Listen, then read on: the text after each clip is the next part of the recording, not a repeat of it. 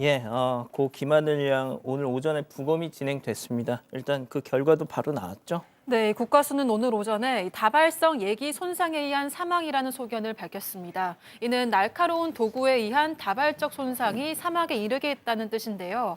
김 양은 지난 11일 오후 대전의 한 초등학교 시청각실에서 수차례 흉기에 찔린 채 발견이 됐고 심정지 상태로 병원에 옮겨졌지만 결국 사망 판정을 받았습니다. 경찰은 가해 교사 명 씨가 범행 전 학교 인근 마트에서 흉기를 구매한 사실도 확인했습니다.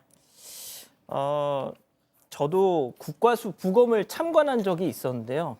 제가 그때 참관을 한 이후에 진짜 내 가족은 절대 부검은 하지 말아야지라는 생각을 한 바 있었습니다.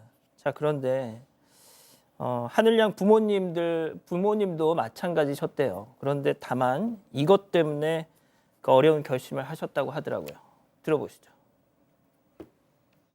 그 사람이 진술을 했고 현장 도구도 가지고 있지만 나중에 재판 때 정확한 사인이 아니면 불리할 수도 있기 때문에 부검을 하는 게 좋을 것 같습니다 라고 전달받았고요. 친한 동생한테 물어보니까 하늘이를 처음부터 급소를 노리고 찔렀는지 죽은 뒤에 또 하늘이 아프게 했는지 부검을 통하면 형 좀 알 수 있어 라고 해서 아유, 참 어제도 저희가 하늘이 아버님 그 목소리를 많이 들려드렸는데 들으면 들을수록 진짜 참 그렇습니다. 자, 본격적인 이제 수사를 해야 됩니다. 일단 부검도 하고요. 경찰 어제 좀 늦게 압수수색 영장을 발부를 받아서 지금 이 명 씨의 가해자의 뭐 집이라든지 압수수색을 좀 벌리고 있고요. 특히 휴대전화는 이미 받아놨습니다. 휴대전화는 포렌식을 진행하고 있어요. 혹시나 그 전에 지웠거나 하여튼 문자했거나 휴대전화에 많은 내용이 있기 때문에 그것도 확인하고 본인 얘기에 따르면 2018년부터 우울증 알아왔다라고 얘기하고 있기 때문에 병원 진료 기록도 지금 필요하기 때문에 확인을 하고 있고요. 또 학교 측의 동의를 구해서 해당 교사 관련된 어떤 자료들 학교가 제출한다고 합니다. 자, 48살 명 씨, 이 교사 지금 회복 중이라면서요? 그렇습니다. 자해 후에 회복 중인데 수술을 받았고요. 생명에는 지장이 없는 상태로 알려지고 있습니다. 자, 그래서 이제 수사가 진행이 돼야죠. 그리고 합당한 처벌로 이어질 겁니다. 그런데 한 가지 좀 고려할 부분이 있습니다. 즉 지금 체포영장이 발부됐잖아요. 근데 이 발부된 영장을 집행하면은 48시간 내에 구속영장을 청구해야 하는데 구속영장을 청구하게 되면 발부 여부를 이제 판단하기 위해서 이른바 영장실질심사가 진행됩니다. 직접 출석을 해서 법정에서 의견을 진술할 수 있는 기회를 보장해 주는 것이죠. 그런데 물론 생명에는 지장이 없지만 회복이 완전하지 못하면 법원에 나올 수 없는 경우도 가정할 수 있거든요. 그렇기 때문에 역으로 가정을 해서 좀 거동에 큰 문제가 없을 때 영장 실질심사가 열릴 수 있도록 좀 체포영장 집행 시기를 현재 조율하고 있는 것으로 전해지고 있고요. 또 그와 별개로 이야기만 가능하다면 이제 병원에서 조사도 진행될 수 있으니까 체포영장 집행과 별개로 조사는 진행될 것이라고 합니다.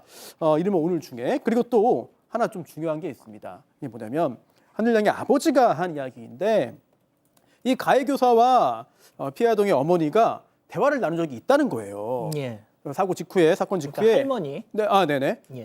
우리 애 어딨냐라고 했더니 없어요, 몰라요라고 예. 답을 한 후에 그 후에 문을 걸어 잠그지 않았습니까? 그렇다면 대화할 당시에는 자해를 한 것이 아니고 그 후에, 즉 이러한 대화 후에 본인의 어떤 행동이 좀 드러났다, 이제 체포될 수 있다, 들통났다라는 생각 때문에 자해한 것 아니냐, 또는 그렇게 추정을 할 수 있는 상황으로 보이거든요.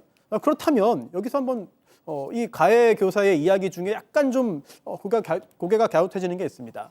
같이 죽을 생각으로 아이를 유인했다, 이런 말을 했었는데 예. 사실 이 말이 진실이라면은 좀 끔찍합니다만 가해 행위를 한 다음에 곧바로 또는 뭐 큰 시간적 간격이 없이 자해 행위로 이어져야만 그나마 좀 설명이 될 것 같아요. 하지만 그렇지 않고 가해 행위 후에 상당한 시간이 지나서 이러한 대화 후에 자해 행위를 했다면 이 가해 교사가 남긴 이야기가 정말 진실인지 여부에 대해서 보다 면밀하게 확인 작업을 해야 될 것 같습니다.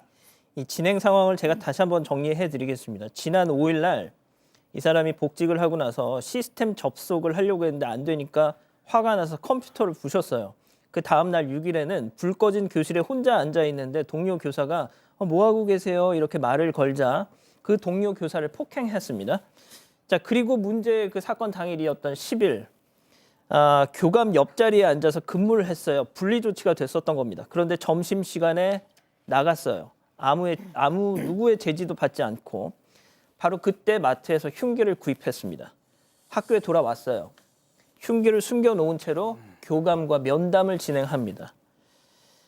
자, 그리고 나서 그 오후에 교감 옆자리에서 근무를 하고 앉아 있었는데 그때 짜증이 폭발한 범인은 시청각실로 이동했고 돌봄 수업을 마치고 나온 하늘이를 유인해서 범행을 저질렀습니다.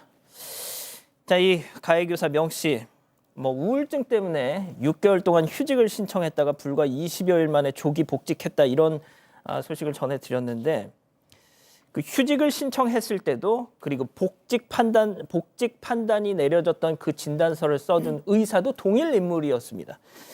자, 그 의사 이런 입장을 밝혔습니다. 체크포인트 짚어보죠. 자, 의학적 판단에 따른 것이다. 자, 교수님.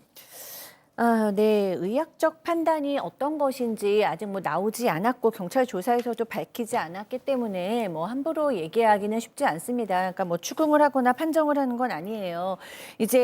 그리고 또 큰 병원이기 때문에 자체 조사도 있을 거라고 생각을 합니다. 근데 다만 이게 너무 큰 사고고 또 국민들 충격을 받았고 유족은 너무 큰 상처를 받았기 때문에 이 조금 더 자세하게 얘기해 주기를 바라는 거죠. 왜냐하면 이 명 씨가 2018년부터 우울증을 알아왔다고 얘기하면 우울증이 지금 5년이 넘었던 6년 요 정도 된 거고 이 병원에서도 2024년 1월부터 정신과에서 집중 치료를 받았고 그다음에 휴직할 당시에 의사가 썼던 내용이 현재까지 심한 우울감, 무기력감에 시달리고 있어서 최소 6개월 정도의 안정 가료를 요함이라고 써 있었다고 전해져요. 그런데 그게 20일 정도 지난 후에 바뀌어서 증상이 거의 없어져서 정상 근무가 가능할 것으로 보인다라는 것은 사실 이게 납득이 좀 쉽지 않은 부분이잖아요. 어떻게 5, 6년이 넘어간 우울증이 갑자기 이렇게 괜찮아졌는가. 물론 납득할 만한 이유가 있다면 또 설득이 될 수도 있지만 현재로서는 좀 어렵게 느껴집니다. 그래서 이 부분은 워낙에 국민들이 받은 충격이 큰 사건이니만큼 조금 더 전문가로서의 이 의학적 판단이 무엇이었던 것을 조금 설명해 주시면 어떨까 하는 생각이 있습니다. 어제 저희가 이 사건을 전해드리면서 워낙 발생 직후였기 때문에 이 우울증 얘기를 많이 했는데 의도치 않게 말이죠. 자, 그런데 이 우울증 얘기에 포커싱을 하는 게 좀 우려된다는 지적도 있어요. 네, 맞습니다. 나종호 예일대 정신의학과 교수가 전한 이야기인데요. SNS에서 이 죄는 죄인에게 있지 우울증은 죄가 없다면서 좀 신중한 언론 보도를 부탁했습니다. 나 교수는 같이 나이인 딸을 둔 아버지로서 너무나 가슴 아픈 일이라면서 애도를 표했고 가해자는 응당한 죄값을 치러야 할 것이라고 말했습니다. 그러면서 다만 아무것도 밝혀지지 않은 상황에서 언론이 우울증 휴직 전력을 앞다퉈 언급하는 건 부적절하다고 했습니다. 이 같은 보도는 우울증에 대한 사회적인 낙인을 강화해서 도움을 받아야 될 사람들이 치료를 받지 못하게 만들어서 한국의 정신건강 위기를 더 악화시킬 거다. 이런 우려를 전했습니다. 자, 이런 어떤 범인들이 가해자들이 정신적인 문제를 안고 있다 하면은 그 피해자, 유족들 항상 이런 걱정을 합니다. 혹시 또 심신미약 이러면서 솜방망이 처벌 받는 거 아니냐. 하늘양 아버님도 마찬가지였습니다. 한번 들어보시죠. 제가 원하는 건 다음부터는 우리 딸의 같은 상황이 이루어지지 않는 것 하나입니다. 나라 일하시는 분들 하늘이법 만들어주세요. 하늘이를 해친 분은 추후 무조건 심신미약이라는 내용을 가지고 나올 것 같습니다. 시카를 구매했고 하늘이를 해쳤습니다. 어떻게 그게 계획 살인이 아닐 수가 있습니까? 강력한 처벌은 무조건 필요합니다. 자, 박 변호사님. 예.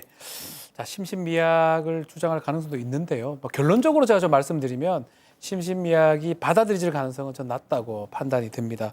심신미약이 뭐냐면 행위 당시에 어떤 상태가 정상적인 판단 능력이 결여돼 가지고 그래서 범행을 저질렀을 때 그럴 때 성립하는 범죄거든요. 뭐 우울증 이런 것도 가능성은 있지만 상황이나 이런 인식들이 안 돼야 됩니다. 흉기 구입하고요. 계획적으로 했고 그리고 가장 약한 아이를 통해서 뭐 남자한테 하지 않았지 않습니까? 자기보다 덩치 큰 심신미약이는 그런 걸 다 봅니다. 그래서 법원에서 최근에는 심신미약을 잘 인정하지 않는 경향이 있기 때문에 이런 살인 사건에 심신미약이 인정되기는 어렵다고 보고 뭐 그럼에도 아마 이 아버지가 걱정하는 그런 걸 거예요. 좀 말씀은 그거거든요. 월요일 아니었으면 화요일에 누구라도 범행 대상이 될 수 있었고 다만 이제 하늘이가 친구를 위해서 먼저 별이 됐다고 생각한다라고 눈물을 삼켰습니다. 자, 박 교수님 아까 아버님이 하늘이법 제정해달라 얘기를 했지 않습니까? 네. 사실 이 아버님, 하늘이 아버님뿐만 아니라 너무나 많은 학부모들이 이제 걱정이 너무 되죠. 어떻게 학교를 보내야 되나. 이제 교사가 아픈 경우도 있을 수 있으니까. 그래서 교사가 정신질환 등으로 정상적인 교직을 수행할 수 없을 때 직권휴직 등에 조처할 수 있는 법이 이른바 하늘이법의 정부 차원에서 이제 추진된다고 해요. 그런데 지금 이제 많은 현장에 있는 교사들은 기존 법령으로도 이미 직권휴직이 가능하다면서 네, 근데 이 기존 제도가 왜 운영되지 않았는지를 먼저 검토해야 된다라고 지적을 하고 있습니다. 교육부는 이 부분에 대해서 조만간 구체적인 대책을 발표할 예정이고요. 교육감의 직권휴직을 조금 더 원활하게 하는 방향으로 제도를 개선할 것 같다고 전해지고 있습니다. 자, 지금 명 씨가 병원 치료 중이라 아마 머그샷 촬영이 안 되니까 일단 뭐 신상 공개를 조금 늦춘 것 같아요. 뭐 수사도 지금 할 수가 없는 상황이고. 자, 그런데 머그샷 촬영도 불가하고 뭐 어떻게 뭐 수사가 본격적으로 지금 진행이 안 되기 때문에 뭐 그런 걸 감안하는 건 알겠습니다만 대전 경찰이 말이죠. 이거 진짜 이번 주 내일이라도 신상공개 심의위원회 열어서 이번 주 안으로 이거 공개해야 됩니다. 만약에 지금도 온라인상에서는 이 명 씨 48살 누구냐, 뭐 아들, 뭐 자녀가 있다, 어때, 막 지금 사적인 또 막 파헤침이 이루어지고 있어요. 이걸 빨리 공개 안 하면요, 그에 따른 부작용이 더 심해집니다. 손 변호사님 안 그렇습니까? 네, 그런 요소가 충분히 있죠. 그리고 정확하지 않은 정보가 오히려 유포되면은 또 다른 피해자가 생길 수도 있겠고요. 다만 좀 전에 이제 그 진행자의 의견에도 공감합니다만 또 신상 정보가 공개됨으로써 또 의도치 않은 잘못 없이 여러 가지 피해를 입을 부분까지도 고려를 충분히 해서 또 합당한 그런 결론이 나올 것으로 보입니다. 지금 하늘이의 어떤 사진과 또 신상이 이렇게 유족의 어떤 동의하에 공개된 만큼 이 명 씨의 어떤 신상을 그냥 덮고 간다는 건 뭐 어불성설이죠. 빨리 대전 경찰 판단하셔야 됩니다.